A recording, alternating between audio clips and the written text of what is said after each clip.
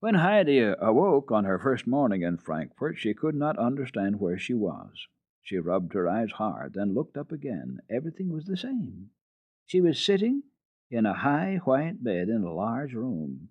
Where the light came in hung long white curtains. Close by stood two chairs with large flowers on them. Then there was a sofa with the same flowers, and a round table in front of it, and in the corner was a washstand on which were things that Heidi had never seen before. Suddenly, she remembered that she was in Frankfurt, and everything that had happened the day before came back to her mind. And finally, she recalled quite clearly the lady's instructions as far as she had heard them. Heidi jumped from bed and dressed herself. As she went first to one window and then to the other, for she wanted to see the sky and earth outside, she felt as if she were in a cage behind those long curtains. She could not push them aside, so she crawled in behind them in order to reach the window. But that was too high. It was just so high that her head barely came up far enough to let her see out. Heidi did not find what she was looking for. She ran from one window to the other and then back again. But there was always the same thing before her eyes: walls and windows, and then walls, and then windows again. This puzzled her. It was early in the morning, for she was accustomed to rise early on the arm, and then to run outdoors immediately to see if the sky was blue and the sun already up, if the fir trees were murmuring and the blue flowers had opened their eyes. As the little bird, placed for the first time in a handsome glittering cage, flies back and forth and tries every bar to see if it cannot slip between and fly out again and regain its freedom. So Heidi kept running from one window to the other, trying to open them. She felt sure that the ground underneath, with the green grass and the last melting snow on the cliffs, must come into sight, and she longed to see it. But the windows remained firmly closed, no matter how hard the child tugged and pulled and tried to get her little fingers under the sash. After some time, when she found that her efforts were of no use, she gave up the plan and wondered how it would be if she were to go outdoors and round behind the house until she should come to some grass, for she remembered that the evening before she had walked over nothing but stones in front of the house. There was a knock at the door, and Tanetti immediately thrust her head in and said shortly, "Breakfast ready." Heidi did not in the least understand that these words meant an invitation. Tinette's scornful face seemed to warn her not to come too near her, rather than to give a friendly summons, and Heidi so understood and acted accordingly. She took the little footstool out from under the table, placed it in the corner, sat down on it, and waited to see what would happen. After some time she heard a bustling, and Fraulein Rothenmeier came in and called into Heidi's room. "What's the matter with you, Adelheid? Don't you understand what breakfast means? Come down." Heidi understood this, and at once followed her. Clara had been sitting some time in her place in the dining room, and gave Heidi a friendly greeting. She looked much more contented than usual, for she expected all sorts of strange things to happen that day. The breakfast passed without any disturbance. Heidi ate her bread and butter properly enough, and after the meal was over, Clara was rolled back into the library. Heidi was bidden by Fraulein Rothenmeier to follow and remain with Clara until Herr Kandidat came to begin the lessons. When the two children were alone, Heidi said at once, "How do you see outdoors, and way down to the ground here?" "Oh, we open the window and look out," replied Clara, amused at the question. "But the windows won't open," said Heidi sadly. "Well, well," exclaimed Clara, "you can't open them, and I can't help you. But when you see Sebastian, he will open one for you." It was a great relief to Heidi to know that the windows could open, and that she could look out, for her room had seemed to her like a prison. Clara then began to ask Heidi about her home, and Heidi was delighted to tell her about the arm, the goats, and the pasture, and everything she was so fond of. In the meantime, Herr Kandidat arrived, but Fraulein Rothenmeier did not take him as usual into the library, for she wished to talk with him first, and so asked him into the dining room, where she sat down in front of him and in great excitement described her embarrassing situation and how it had all come about. She had written some time before to Herr Sassaman in Paris, where he was staying, that his daughter had for a long time desired to have a companion in the house, and that she herself believed it would encourage Clara in the study hours and give her interesting society the rest of the time. In reality, the plan was a very desirable one for Fraulein Rottenmeier herself, as she was anxious to have someone there to relieve her from entertaining the sick child all the time, a task which was often too much for her. Herr Sesemann had replied that he would willingly grant his daughter's wish, but with the condition that her playmate should be treated in every way as Clara's equal, for he would have no children tormented in his house. A really very unnecessary remark from Herr Sesemann, added Fraulein Rottenmeier, for who wants to torment children? As she then went on to tell the Herr Contretant how terribly disappointed she had been in the child, and related all the strange things that Heidi had done since she had been in the house, showing not only that he would have really to begin his instruction with the alphabet, for that she too had to commence at the very beginning in every kind of training. She saw only one way out of this unfortunate situation, and that was for Herr Contretant to declare that the two children so different could not be taught together without great harm to the advanced pupil. This would be a sufficient reason to Herr Sesemann for putting an end to the matter and allowing the child to immediately be sent back where she came from. She would not dare to undertake this without his consent, because the master of the house knew that the child had come. Well, Herr Contretant was very careful and never one-sided in his judgment. He spoke many consoling words to Fraulein Rottenmeier and gave the opinion that if the young girl was backward in one way, she might be so advanced in another way, or other ways, that with well-planned instruction they would be brought into harmony. When Fraulein Rottenmeier saw that Herr Contretant did not favor her, but would undertake to teach ABCs, she opened the door into the library for him, and after he had gone in, closed it quickly behind him and remained on the other side, for she had a horror for the ABCs. She strode up and down the room, considering how the servants should address Adelheid. Herr Sesemann had written that she must be treated as his daughter, and this command had to be carried out, especially in regard to the servants, thought Fraulein Rottenmeier. But she was not able to think about it long without interruption, for suddenly from the library came a frightful crash, as if something falling, and then a call to Sebastian for help. She rushed into the room. There, on the floor, everything lay in a heap: books, copybooks, inkstand, and on top of all the rest a table cover, from underneath which a stream of ink flowed across the whole length of the room. Heidi had disappeared. "Just look at that!" exclaimed Fraulein Rottenmeier, wringing her hands. "Table cover, books, work-basket, and all in the ink. Such a thing never happened before. There's no doubt about it. It's that wretched creature."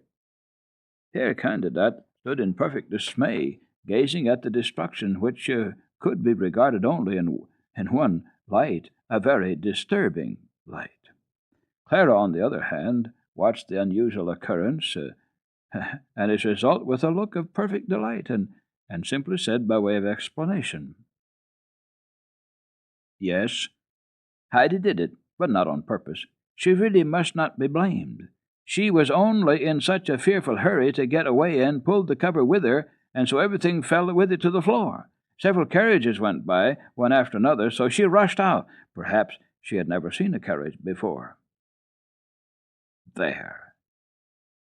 "Isn't it just as I told you, Herr Contretant? The creature hasn't any idea about anything, not a suspicion what a lesson hour is, that she ought to sit still and listen. But where is the unlucky child? If she has run away, what would Herr Sesemann say to me?" Fraulein Rottenmeier darted out and down the stairs.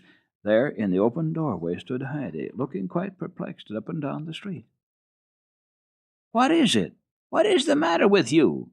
Why have you run away?" demanded Fraulein Rottenmeier of the little girl.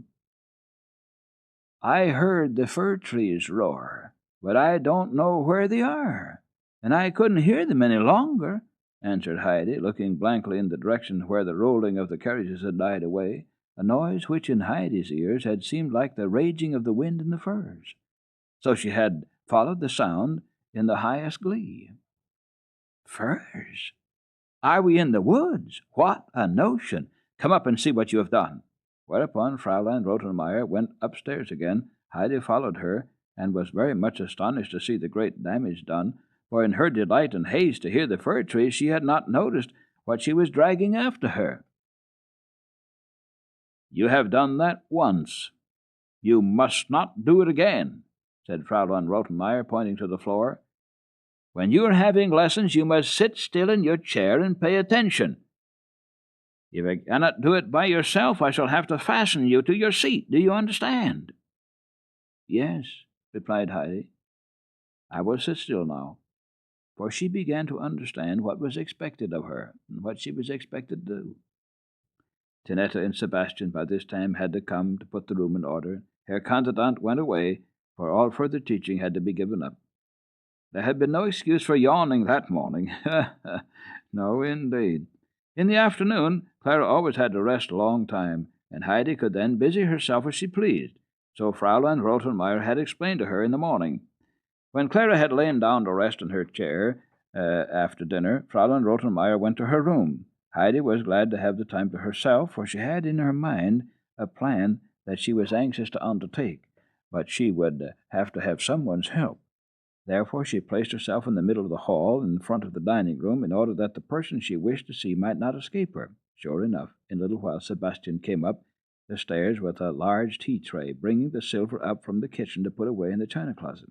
When he reached the last stair, Heidi stepped up to him, saying, "I would like to ask you something," and added, as if to make peace with him, "but is it really not wrong, or as it was this morning?" For she noticed that he looked a little cross, and she thought it was on account of the ink on the carpet. Sebastian then laughed so loud that Heidi looked at him in amazement, for she hadn't noticed anything amusing. "All right, go ahead, Mamselle." "My name isn't Mamselle," said Heidi, a little vexed in her turn. "My name's Heidi." "That's all right. Fraulein Rottenmeier told me to call you so," explained Sebastian. "Did she? Well, then, I must be called so," said Heidi, meekly, for she had noticed that everything had to be as Fraulein Rottenmeier said. "Now I have 3 names," she added with a sigh. "What did the little Mamselle want to ask?" said Sebastian as he went into the dining room and was putting away the silver in the chest. "How do you open the windows, Sebastian?" "This way," he replied, swinging one of the large windows wide open. Heidi went to it, but she was too small to be able to see anything. She reached only to the window-sill. "There. Now the little girl can look out and see what there is below," said Sebastian, bringing a high wooden stool and setting it down. And Heidi climbed up with great delight, but she immediately drew her head in, evidently much disappointed. "Oh, there's nothing to see at all but the stony street," said the child mournfully. "If you go clear around the house, what do you see on the other side, Sebastian?" "Oh, just the same thing," was the answer. But where do you go to see way down across the whole valley?" "Oh, you have to climb up in some high church tower, like the one over there with the golden dome above it. From up there, you can see away off ever so far." Then Heidi quickly climbed down from the stool, ran out of the door, and went out into the street. But she did not find it as she imagined it would be. When she had seen the tower through the window, she had fancied she could only have to go across the street and it'd be just in front of her. She went down the entire length of the street, but without coming to the tower. She could no longer see it anywhere, and she came to another street, and then another, and so on. But still she did not see the tower. A great many persons passed her, but they were all in such a hurry that Heidi thought they had no time to tell her anything about it. Finally, she saw a boy standing on the corner of the next street. He was carrying a small hand organ on his back, a very strange animal in his arms. Heidi ran up to him and asked, "Where is the tower with the golden dome at the very top?" "Don't know," was the answer. "Who can tell me then where it is?" Heidi asked again. "Don't know." "Don't you know any other church with a high tower?" "Certainly, I know one." "Come and show me where it is." "Show me first what you'll give me, if I do." The boy held out his hand. Heidi searched in her pocket. She drew out a little picture on which was painted a garland of red roses. She looked at it for a little while, for she disliked to part with it. That very morning Clara had given it to her, but to look down into the valley across the green slopes. "There," said Heidi, holding out the picture to him. "Will you take this?" The boy drew his hand back and shook his head. What do you want, then? Asked Heidi, delighted to put her picture back in her pocket. Money. I haven't any. But Clara has, and she will give me some. How much do you want? 4 pennies. Well, then come along. And the two accordingly went through a long street, and on the way Heidi asked her companion what he was carrying on his back, and he explained that under the cloth he had an organ that made beautiful music when he turned the handle, and suddenly they came to an old church with a high tower. The boy stood still and said, "There." "How do I get in?" asked Heidi when she found that the doors were closed. "Don't know," was the answer. "Do you think I could ring here as I do it for Sebastian?" "Don't know." Heidi had noticed a bell in the wall, and now pulled it with all her might. "If I go up there, you must wait down here, for I don't know the way back. You must show me." "What will you give me if I do?" "What shall I have to give you, then?" "4 pennies more." A key was turned in the old lock on the inside, and the creaking door opened. An old man stepped out and looked at first surprised, and then rather angrily at the children, and said, "How did you dare to ring for me to come down? Can't you read what it says under the bell for those who wish to ascend the tower?" The boy pointed to Heidi and said not a word. Heidi replied, "I want to go up in the tower." "What do you want to do up there?" asked the tower keeper. "Did someone send you here?" "No," answered Heidi. "I only want to go up so that I can look down." "Go home, and don't play any more tricks on me, or you won't get off so easily another time." Whereupon the tower keeper turned around and was about to shut the door, but Heidi held him by the coat tail and said pleadingly, "Only just this once." He looked around, and Heidi's eyes gazed up at him so beseechingly that he quite changed his mind, and took hold of the little child's hand, and said in a kindly tone, "If you're so anxious to go, come with me." The boy sat down on the stone step in front of the door, and signified that he did not care to go with them. Heidi, holding the tower keeper's hand, climbed many, many steps, which became smaller and smaller, and then she was at the top. The keeper lifted Heidi up and held her to the open window. "There. Now look down," he said. Heidi saw below her a sea of roofs and towers and chimneys. She drew her head back quickly and said in a tone of disappointment, "It is not at all what I thought it would be." "Is that so? What does a little girl like you know about a view? Well, now come down, and don't ring at the church door again." The keeper put Heidi on the floor and started down the narrow stairs in front of her. On the left, where they began to be wider, there was a door which opened into the keeper's room. Close by, where the door extended out under the sloping roof, stood a large basket, and in front of it sat a big gray cat, growling, for in the basket lived her family, and she wished to warn every passer-by not to disturb them. Heidi stood still and looked amazed, for she had never seen such a huge cat before. In the old tower there lived a whole flock of mice, so the cat had no difficulty in catching half a dozen little ones every day. "Come, you may look at the kittens. She won't hurt you while I'm here." Heidi went toward the basket and screamed with delight. "Oh, the cunning little creatures, the lovely kittens!" and she exclaimed again and again, running back and forth around the basket in order to watch the amusing frolic and play of 7 or 8 little kittens as they crawled and jumped and tumbled over one another. "Would you like one?" asked the tower keeper, pleased to see Heidi dance with delight. "For my own, to keep always?" asked Heidi, excited and hardly able to believe it in such good luck. "Yes, to be sure. You can have more than one. You can have them all, if you have room for them," said the man, glad of a chance to dispose of the kittens without having to harm them. Heidi was highly delighted. The kittens would have so much room in the big house, and how surprised and pleased Clara would be when the pretty creatures arrived. "How can I carry them?" asked Heidi, and was going to take some of them in her hands at once, but the big cat jumped on her arm and growled so fiercely that she drew back quite frightened and surprised. "I'll bring them to you. Only tell me where," said the keeper, stroking the old cat to make her good-natured again, for she was his friend and had lived in the tower with him for many years. "To Herr Sesam's big house. There's a golden head of a dog with a big ring in his mouth on the front door," explained Heidi. The detail was not necessary, for the tower keeper had sat in the tower for many long years and knew every house far and wide. Besides, Sebastian was an old acquaintance of his. Well, I know where it is, he remarked. But whom shall I bring the things to, and whom shall I ask for? You don't belong to Herr Sesamon, do you? No, but Clara will be so delighted to have the kittens. The tower keeper was ready to go down the stairs, but Heidi could hardly tear herself away from the entertaining sight. If I could only carry one or two with me, one for myself and one for Clara.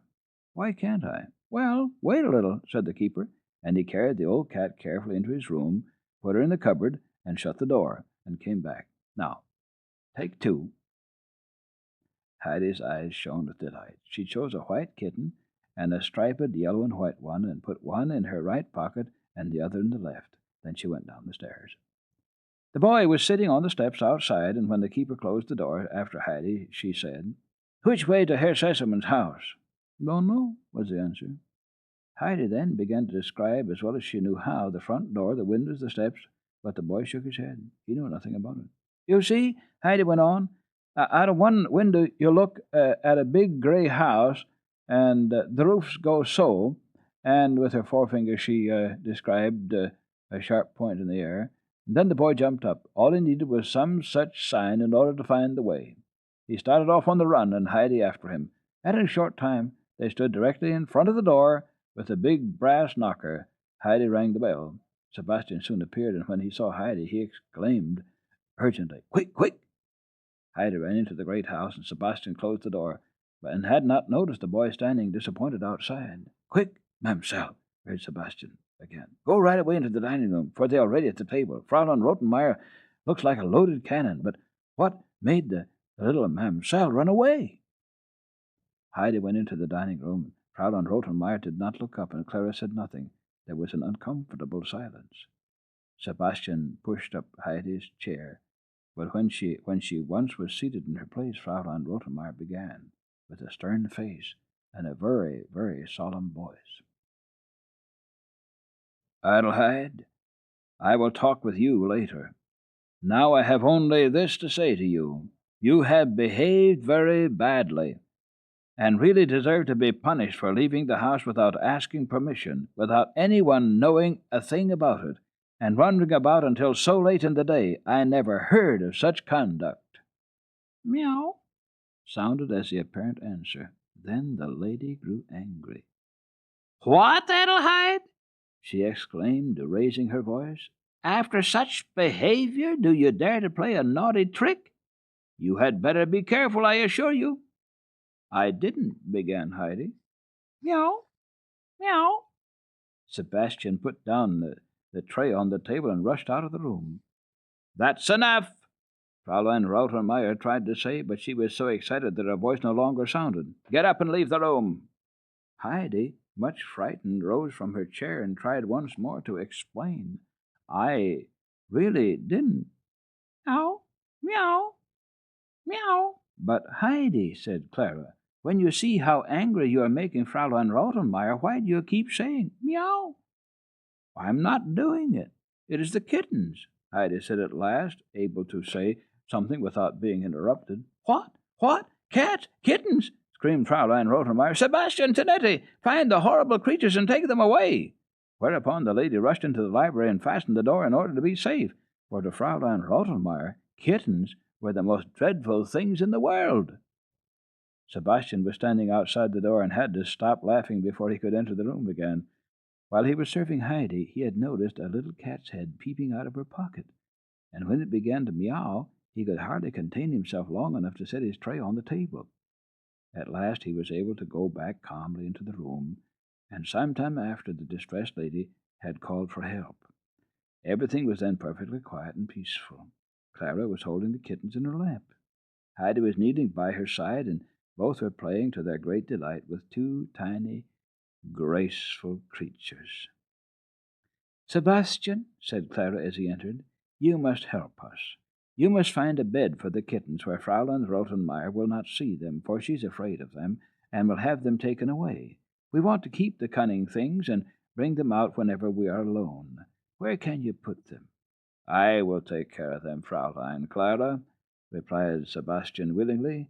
"I will make a fine bed for them in the basket, and put it where the timid lady will never come.